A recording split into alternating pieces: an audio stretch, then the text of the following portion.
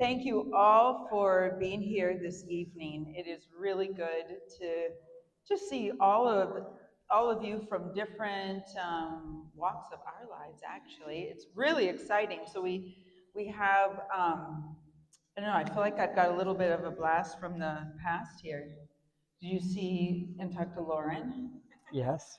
So Lauren went with us to Tanzania as a resident our very first time that we went. Wait, we have to start before that. It's we crazy. have our children's babysitter, Laura Gillett. No, who, yeah, she when no, our an English tutor when I was trying homeschooling and I failed. yeah. But she didn't. So yeah, our children's babysitter, English teacher, Lauren. She's a pediatric internal medicine doctor who came out there with her husband to Tanzania in 2012 when we were just thinking maybe this would make a nice 6-week trip for us and our kids. And then we got sold from the place. We have God Bless, who is a doctor from Tanzania, who I have known, and he's like a son to us. And faculty from Hennepin County Medical Center, Tina and Gail, that go back to 2006 and 8 when I joined, and Phil Fisher from Mayo, who is part of our teaching staff, and Cindy, also the pastors of our church, so I'll clean up my language. And just so many people with so many different connections, family members, board members for ICHA. This is really, really special. I was getting homesick today and wanting to get on a plane and fly back to Tanzania, and I've only been in the States a week, but after about a week, I'm ready to go back home. It has become home. But now that I'm here, my wife tells me I move too much when I talk. No, you forgot someone who's here from your high school in Taiwan. Oh, that's right. I mean, this is crazy. Where is right there, Melissa? So Melissa and I go back to probably when I was, I must have been who knows? 8, 10 years old when I first met you. She graduated from the same high school in Taiwan that I did because I was a missionary child and she was also in Taiwan. So a lot of history, a lot of connections. And even though I'm homesick for Tanzania after only being in the States a week, when I come here, I realize that there is another home in the States as well. So we wanted to quickly take you through a little bit of what we're doing and then focus or zero down a little bit on the clinic. Jodi and I will tag team as we always do, and none of this is rehearsed. So this is a young gal whose name is Jennifer, who just graduated from St. Olaf. And when we were at school, or when we were in Arusha, she had an accident and she was a boarding student at the international school near us. And she broke her leg, and Steve got called in to consult on her at the hospital, and then they were all trying to discuss what we were going to do. Where was she going to stay? Should she go back to Dar es Salaam? Is the teacher going to take her in? And Steve says, well, we can take care of her. He hadn't asked me yet, but anyway, I was fully on board when I met her, and she's just lovely. And she ended up going to St. Olaf, and she just graduated this past weekend. So we were here to celebrate with her because of the travel ban, her parents were not able to come. So we were her parents, and it was very lovely. We went into the meet the professors, and she would introduce us. She says, this is my mom and my dad, without a single, and no explanations. It was really lovely. So anyway, we've just spent our time with Jennifer, and she's now back in Dar es Salaam. She's got a job down in South Africa later. So that's one of our Tanzanian daughters. Yeah, we have a few. So ICHA, which is up on the top left, it stands for the Institute for Child Healthcare Africa. And many of you know that we were ELCA missionaries, and the ELCA will forever remain a part of my heart because my dad was a Lutheran pastor. Started Institute for Child Healthcare Africa. And it was about 2.5 years ago that Jodi and I were taking a little bit of a sabbatical, and we were dreaming about what we would want and what it would be called. And I wanted the word institute because that implies training. Obviously, Child Healthcare Africa is self-explanatory. We didn't want to link it to just Tanzania because our heart is much bigger than just Tanzania. And so we started ICHA, and it has grown rapidly, and you're going to see some of the things that are now falling under its umbrella. One of them is the Tiny Feet Big Steps Neonatology Conference. ICHA started after Tiny Feet Big Steps, but it was done in part to protect the reputation and the ongoings of this conference, which has now become the biggest neonatology training conference, I should say, of doctors and nurses in Africa. And then there's the Arusha Pediatric and Maternal Care Center, which we've just opened up. I always throw this picture in, and people, Jodi gets kind of tired of it, but it actually shows us at the Minneapolis airport on the way out, Lauren. So this was our second trip to Tanzania. The first one had been the year before when we went to check it out, and we brought Lauren and her husband without kids. Their kids are now our children's age in this photo, but India was on the far right.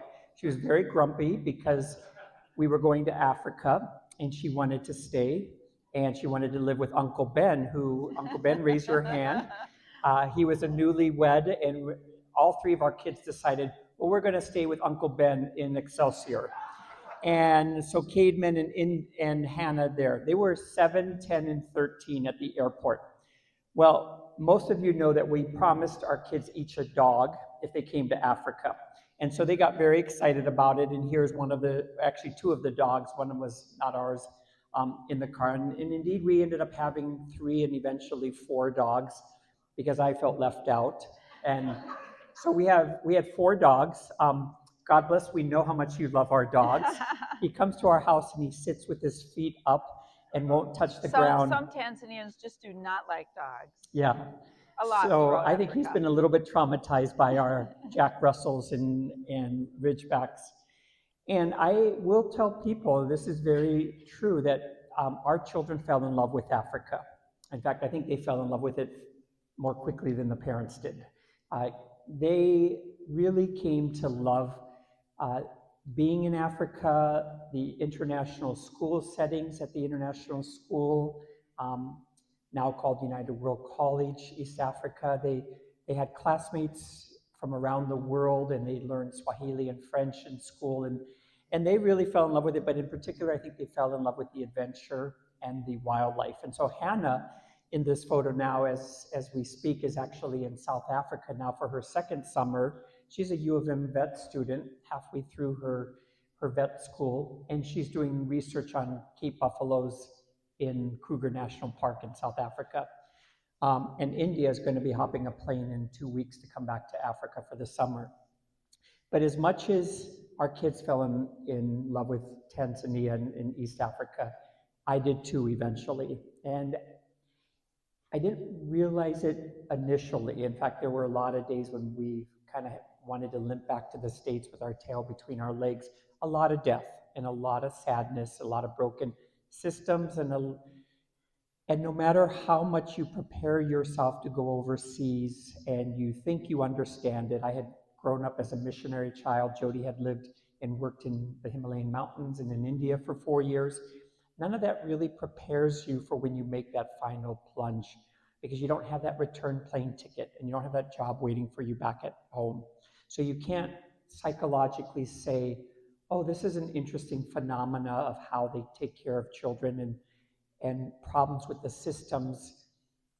And you can't just stop there and look at it from an anthropological point of view, because it's your reality. And after so many times of reality repeating itself and so many deaths,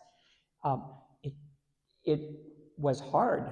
And yet what happened over 3 to 4 years, by the time we finally really were having the opportunity to come back to the States, we felt like, no, this is our home. So I have fallen in love with Tanzania, and so has Jodi as well. We've always been focused on education and training. That is my primary heart, teaching and training and role modeling. And I like to say that in order to be an educator, you have to be in a room as a doctor with somebody, well, let me reframe that. In order to be a learner, you have to be in a room with somebody who knows a little bit more than you about the topic at hand, or the disease, or the child, or the physical exam.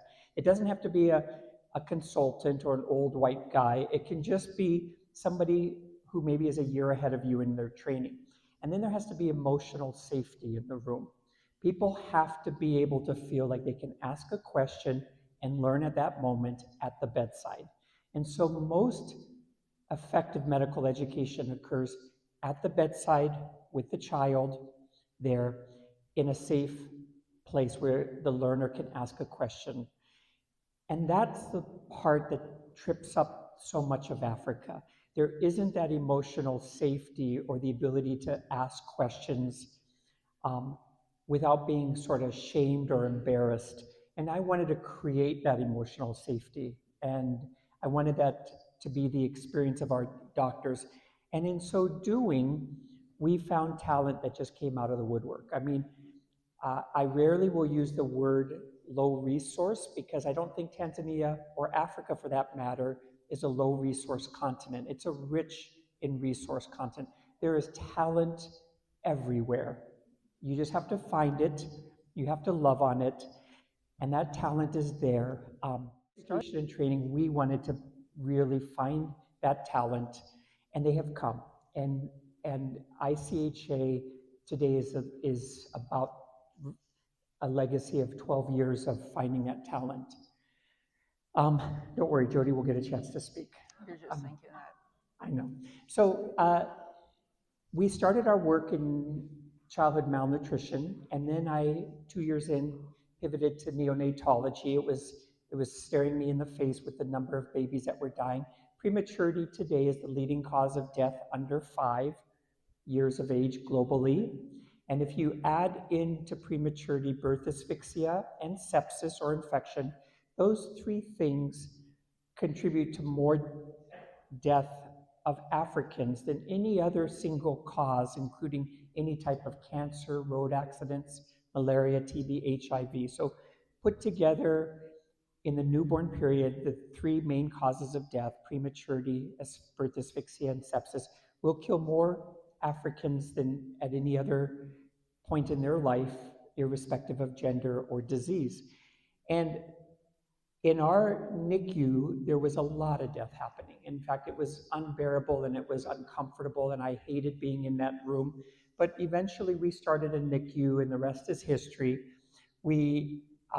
This is Dr. Eunice, who's one of my lovely doctors. Tina knows her well.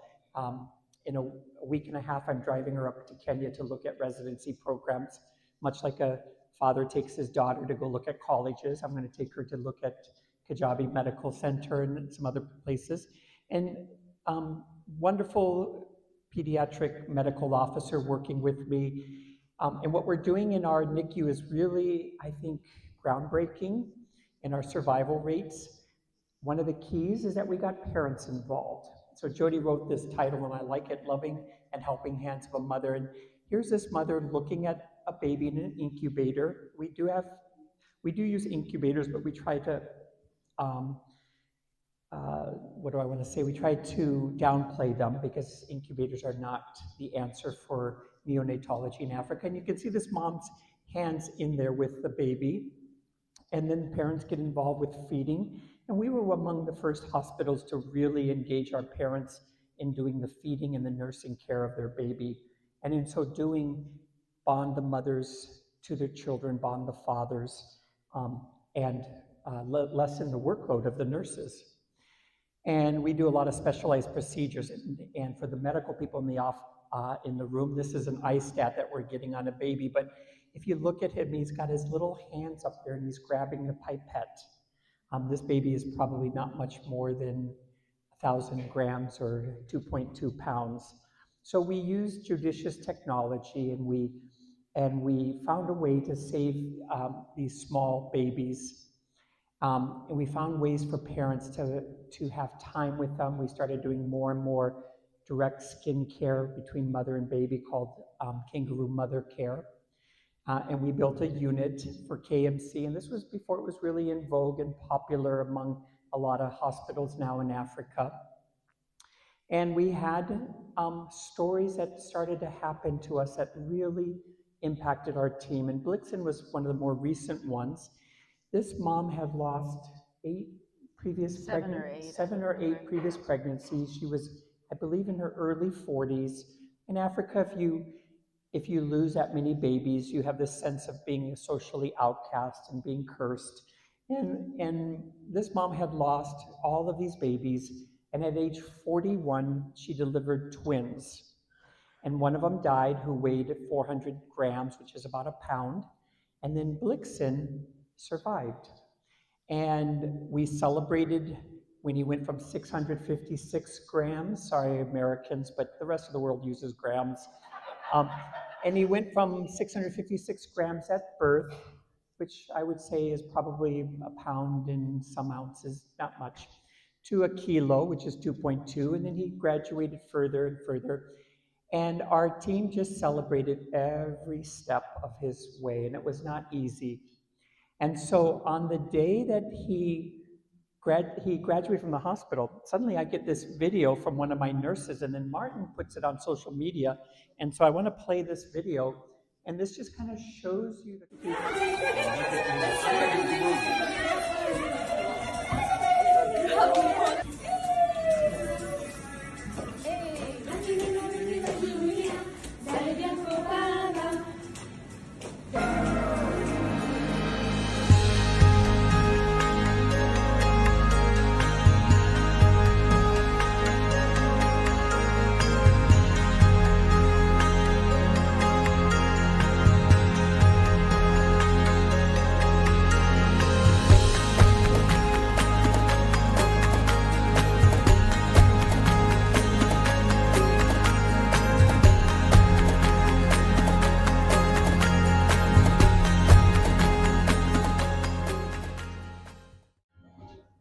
So Blixen went home to a 41-year-old mom, and it probably will be her only ever living child.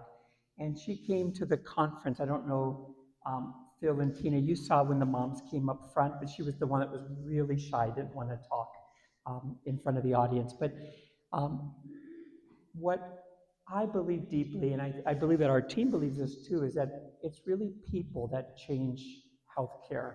So we de-emphasize technology and we emphasize people. And this came from the talk that I gave at the last conference, and it's learning practices. And practices mean literally you practice in order to learn a practice, but it's also just learning good skills, both physical exam, interviewing, procedures. There has to be a lot of integrity in what we do. There's constant theft and stealing, but I could leave my wallet in our NICU loaded with money. I would never do that, and know that not a single doctor or nurse will ever touch that. There has to be integrity in how we interact with the parents and how we speak lovingly to the stressed and anxious mothers. Integrity in how we handle finances and donor resources, and most of all, integrity in reporting truthful outcomes. And then there has to be courage, and I didn't realize this until much later, that everything we're doing involves risk and the opportunity for failure. In order to really succeed in medical missions or changing any healthcare system, even Hennepin County Medical Center, it takes a lot of courage to do that. So coming out of our work in the NICU, we started the Tiny Feet Big Steps conference, and that was started in 2021 after COVID. And what we were trying to do is get the messages that we had learned on a small scale to a larger scale, as well as start to distribute some protocols that we wrote. And the book that I put on a couple people's table is a book that is a very imperfect book. It needs work, but it was written by our team and later other doctors and visitors. A University of Minnesota amazing resident who's now studying neonatology at the U of M helped write a good section of this book, and a Canadian nurse did. And this book, which has now expanded to like 440 pages, is, to my knowledge, one of the few books that's actually written by a team that's actually doing it in an African context, rather than exporting a book written for an international or Western NICU. It's a book that was really came out of an African NICU. And it's being used in a lot of hospitals. And that gives me great joy because the trying to get people back to protocols that work and championing locally described solutions. And to call out and give credit to Tina Slusher, like she has done amazing work with jaundice across Africa, especially in West Africa and in Uganda. And so all of the work that she was doing in jaundice was partly incorporated into our book. Tina, did you see that post with the Ghanaians? Yeah, looking at the book while they were dressed up in yellow to celebrate World Jaundice Day. Quite cute. I think Martin posted it on social media. So Tiny Feet, Big Steps kind of occurred the same time as our book did. And we wanted to teach based on the principles of the book and add other things. And we just finished our 7th conference. And I like numbers. It's part of the way my brain works. So we've had now 21 African countries and 7 non-African countries, including Mongolia, Pakistan, India, Nepal, that have come to the conference, Haiti. We have 240 public and faith-based hospitals that have come, if not once, many of them multiple times. So these are unique hospitals. And we've tallied now over 1,000 attendees at the conference. That's over the past 7 years, 6 years. 2021 to 26, 6 years and 7 conferences. And what we do is we teach them about the basics of feeding and supporting lactation. Nursing is a big part of this conference, so it's very unique in that we're investing as much energy into teaching nurses as doctors, maybe even more energy, teaching them about fundamentals of how to bundle and position a small premature baby that helps promote their neurocognitive development. We teach about resuscitation and respiratory support.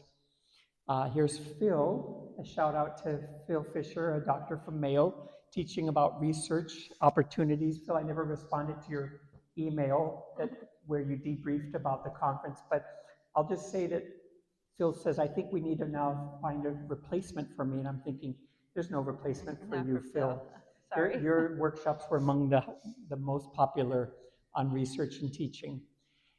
And a credit to Dr. Slusher, who ran probably every one of the skills workshops for the doctors, it seemed like. And what I love in the middle of our conference is that we have a banquet. And so this was the team from Ethiopia, and this was the team from Cameroon. And Liberia is up at the top right, and down below is Kenya. And then, of course, this is our part of our Tanzania team that were there. There was over 200 attendees at the conference. And we have a banquet in the middle of it, and we celebrate. And it is all about building relationships, loving on the learner, developing networks. And so I want to show you a video that just dropped a few days ago about the conference.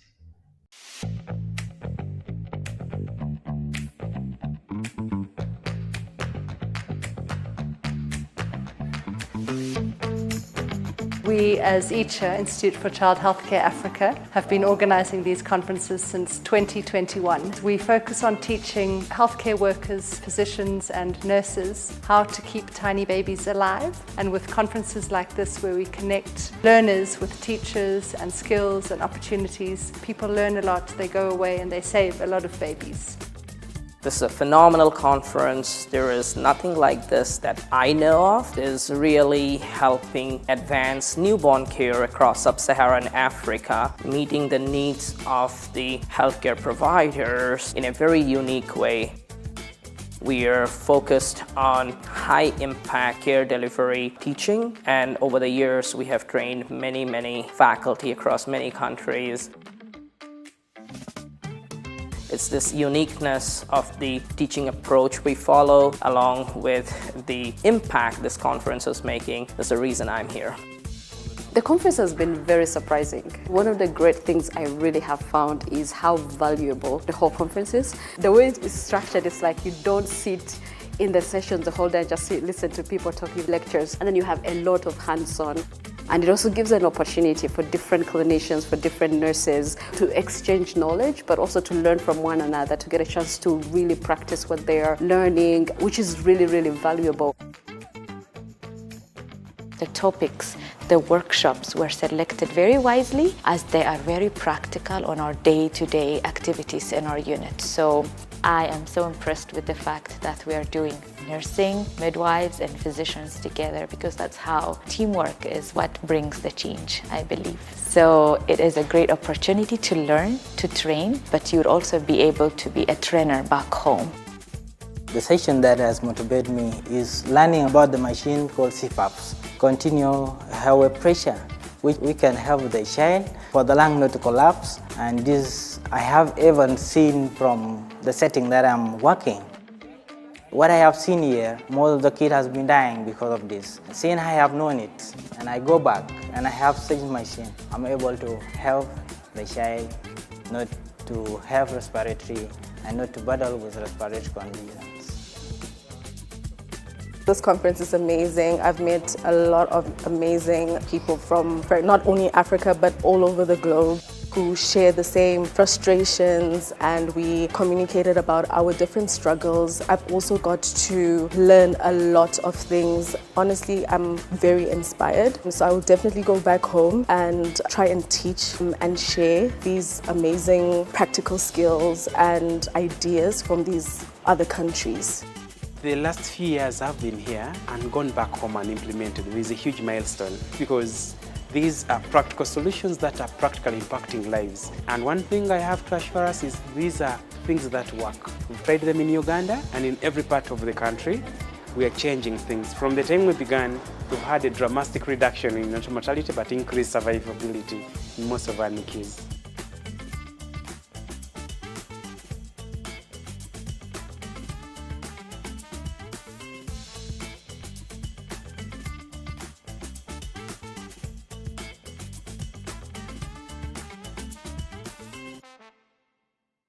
If you're wondering what the chicken breast was, that was Dr. Slusher's idea. It's a way to practice putting in chest tubes on a baby, and then you just hope you don't get salmonella from the workshop. So the conference, really for me, with over 200 learners across 18, 19 African countries, was in a world that is becoming more and more divided, and lines and boundaries are being drawn around all kinds of things: culture, politics, religion. I mean, we're bringing in Muslims and Christians and people of other faith backgrounds, and we're loving on them, and we are being vulnerable with them, and we're building relationships with them. And that's, I think, the power of it. We don't pay anybody to come and teach. People cover their own expense, they fly. And like one of the doctors said, this is not a conference. Conferences is where you sit and someone talks to you all day, and by the second day you've decided to go home. She goes, this is a living classroom. And then she asked me, why can't it be 4 weeks? Because, so we're gonna go to Uganda in November if Ebola settles down. The plan is to run one there. And the leaders of the neonatology units we're working with in Uganda asked if they could bring 1,000 people to the conference. And I went, no. So like a kid in a night market who's trying to bargain for a lower price, they said, well, what about 800? No. Well, what about 6? No. And then we settled on 250, which was a 20% increase over this conference, and still might be a little bit unmanageable. So that's kind of lays the foundation of, with the NICU work and with the conferences and the book, where we came out of when we started ICHA. And now Jodi's going to take over the main reason that we're here, which is the clinic. I just want to say the conference, I'm a background person at the conference. I'm not teaching, but I'm running around making sure speakers are where they're supposed to be, and sessions stop on time so the next one can go on. So I help a lot with the organization. The biggest challenge is to get my husband to stop his session talking. And I go in and I say, 5 minutes. I usually have to go 10 minutes with him and then 5, and then I go in again and say, your time really is up. The next group is coming in. But there is so much to learn, and this conference is so amazing in the sense that there's so much activity. People are so engaged in their learning. So there are lectures in the morning, sometimes only halfway through the morning, and then we have them split into all these different workshops. And we have, how many instructors do we have? 52. 52 instructors. So splitting them into small groups, so Most it's are African. very active engagement in the classroom, in the workshops. And it's simply amazing. And I felt this time that the conference went better than it had ever gone. And a lot of us were feeling that way. We were talking with each other. There was so much laughter. There was so much discussion at the tables, encouragement and smiles. Like when I look back at the photos I took, people were having such a good time. But they were learning so much, and all of them were so excited about what they were going to do when they went back. What changes were they going to take back with them to their own countries and their own units? So it was an amazing conference. We usually end exhausted, which I think we were at the end of the conference, but it was so satisfying. People were so encouraged. And is this connected now? So the next sort of chapter of, I should say the next step that we have taken is to open a pediatric and maternal care center. And this was also no small task, as you can imagine. There was a lot of learning that we had to do that Steve did as the executive director there, working with Robin, who you saw speaking in the video. And setting up a clinic, it's all the administrative stuff, it's the equipment that you need, it's the building, it's finding the rental space. So this has been something we have been desiring to do, in part because we don't have, when these patients graduate from the NICU, where will they do follow-up? What is the program that we have to follow these kids, because they'll have special needs, a lot of them, and to follow them, it's just important to follow through with that good care, to ensure that they have the best chance possible after you've spent so much of your energy working to save them. So the next step is to have a place where we can work with the family so that this child can thrive in their situation. So we found this, this used to be at the town campus of a school in Arusha, and they were closing. We found out about it, so we are renting this. We then set about finding an architect and builders to do renovations. So there were 4 big classrooms. We took 3 of them to make 2 exam rooms each out of those. And this has been, how long have we been working on this project? 10 years. Yeah. For 10 years, I've wanted it. Okay, how long have we been working on this project, really? This one, maybe 18 months. 18 months? Mm-hmm. So it has been a journey, and we're still on it. So we've still got a lot more expansion. But this is the building and the entrance there. But the more important part than the building is the team. So this is our team. And I say it's not just our team, it's our family. So we feel these are the same workers, doctors and nurses that work at ALMC and the NICU. They also are working, some of the same ones are working in the clinic with us. And they are excellent in every way. And the team is just, a lot of them say they have never worked in a place where they feel so supported and so loved. So it's I think one of my greatest joys, and I think Steve's also is, which is to raise up these doctors and nurses, give them the support they need to reach their full potential. So this is our team, and 2 of them graduated from pediatric residency program. So on the left, standing next to me, is Dr. Evelyn Mushi. She was in South Africa for 4 years, pretty brutal residency program down there, and she has just returned back to us.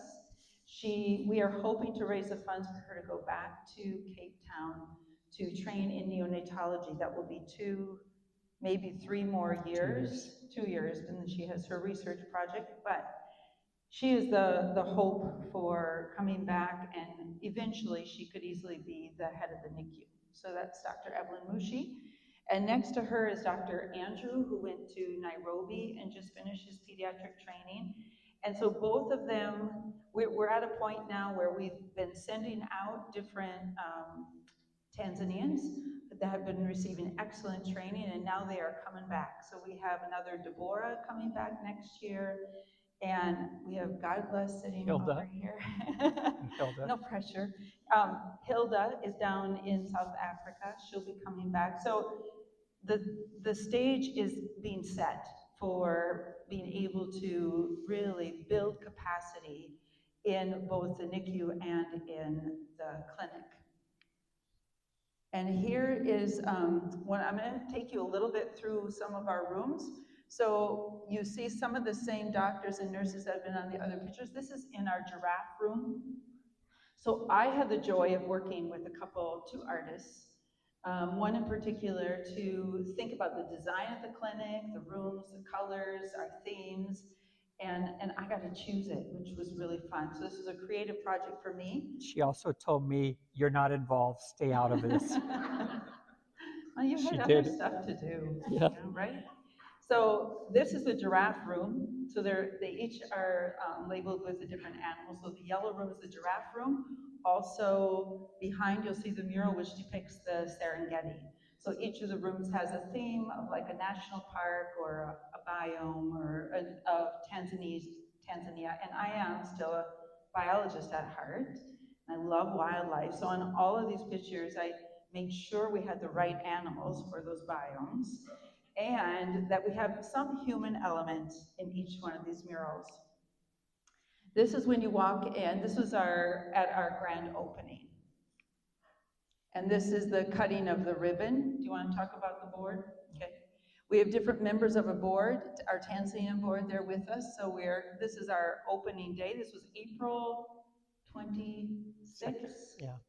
I think. 22nd. As you walk in, you see on the right side it says Karibu, which is the word for welcome. So this is where you first walk into the clinic. As you walk all the way to the back, we have a waiting room there, a reception and waiting room. And we got a little play corner going. And now, since this picture was taken, I had a bookshelf built, so we're going to have books, and I've got a plan for a tree in here. And in these two rooms, you have the giraffe room on the right and the colobus monkey room on the left. And you can't see it in this one, but the colobus monkey room is actually like the forest room, and the human element in that one is Jane Goodall with the chimpanzee. Oh, is it gonna have my voice? Okay, I'm a little bit embarrassed because I took this video just to like send and show somebody. It wasn't really made professionally. We can go fast. So I don't think you can. So here we go. I'll try to overtalk my voice. Well, here's the first room. Green room, colobus monkey room. Then there is the giraffe room. And I look back. So instead of calling it the green room, this is the colobus. And this is the giraffe room. And if you wonder where the other rooms are, you follow the little sign. So we have butterfly, flamingo, turtle, and crab room. Those are our 6 exam rooms. And this is, we got everything painted back here. It's really nice and open garden. Here we are in the crab room. So, you know, Tanzania borders the Indian Ocean. So this is the beach scene in the, here we go, the beach scene for Pangani is where it's the Indian Ocean. Tonga. But each of these rooms has a desk, a bed, it's all set up. So each one is set up the same. We've got 6 different rooms. Now I'm walking over to the ocean and the turtle room, named by my daughter, India. And so in this room, you can see also, we have the weighing scale, desk, a place to see, we have our patient exam bed, and then here is the underwater mural of, that's a whale shark that you can find off Mafia Island. And then the 2 other rooms are the flamingo and the butterfly room. So the flamingo room is the Ngorongoro conservation area, or the crater area. And on the right is one of our favorite parks that we've been to with our kids called Kitulo National Park. And the human element in this one, I had a little surprise for my husband, and I would bring him in there. And like, what do you think about this? Oh yeah, this is really nice and everything. And everybody else, my doctors and nurses, all knew that that was his car. But he never caught on. So I had to have the artist go back and redo the 3 children on the back of the car. So I said, okay, we're gonna put a red stocking cap on that one, that's India. And then Hannah will have a camera in her hand. So we did that. I said, we better put a bull bar on the front just to make it more clear. This is like Steve's car. I bring him back in there. Still, he did. I'm like, seriously? You do not know who that is? So in my defense, No defense. I can walk in the room and in a nanosecond see a change in a baby's breathing pattern. But my wife can cut her hair and highlight it, and I might notice it a month later. So this was India with her Norwegian red stocking cap, as you can see in that photo. And of course, this is my love. This is my second wife. He was talking about me. She actually has a name, it's Bertha, and she's a 1993 Toyota Land Cruiser, straight axle, V6, diesel, and all, any of you want to know that stuff. And I have explored Tanzania in her. So she's more expensive than my first wife was. She sucks a lot of money out of me, but she'll get muddy without complaint. And so this was what Jodi had done. And that has become my favorite room now of the 6 because I can look at my car and my 3 kids in the room. So, and these are our 3 kids. This was actually just taken at Christmas time. Yeah, and I have to just say for Cindy Howard, or for actually all of you, but where is Cindy? Is she, there she is. So she's a pediatrician who's now retired from the U, and I have been working on her for a while.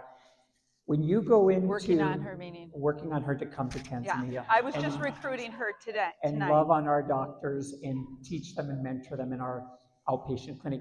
When you go to any health facility in Tanzania, you do not see anything child-friendly about it. There's no art, there's no drawings. The way Jodi has done these pictures, which are big original murals, we're gonna take photos of them and turn them into a book for children with the words. We'll be able to laminate a card and play I Spy, and can you spot the dik-dik, and can you spot the leopard, and do you see the boa constrictor, or the python, excuse me. And so kids can sit in there with their parent, and whether it's murals on the outside or painting or color, everything about it is so child-friendly. And we take that for granted in the States. You walk into a children's clinic, a pediatric office, a children's hospital, there's art everywhere. But it was one of the artists who came through and looked at our thing and said, I don't think I've ever seen any facility for children that has art. He goes, I really respect that you're doing that, and not just is it art, but it's all local artists that are doing it. And I stopped to think about it, and I thought, yeah, I mean, I wanted to make it a fun and safe place for the kids, but what we're also doing is, once again, we're celebrating the talent in Tanzania through the artists who have done this. So something that was very important also, not only the environment, but that our care is very family-centered. So we think about the family when they walk in to the clinic.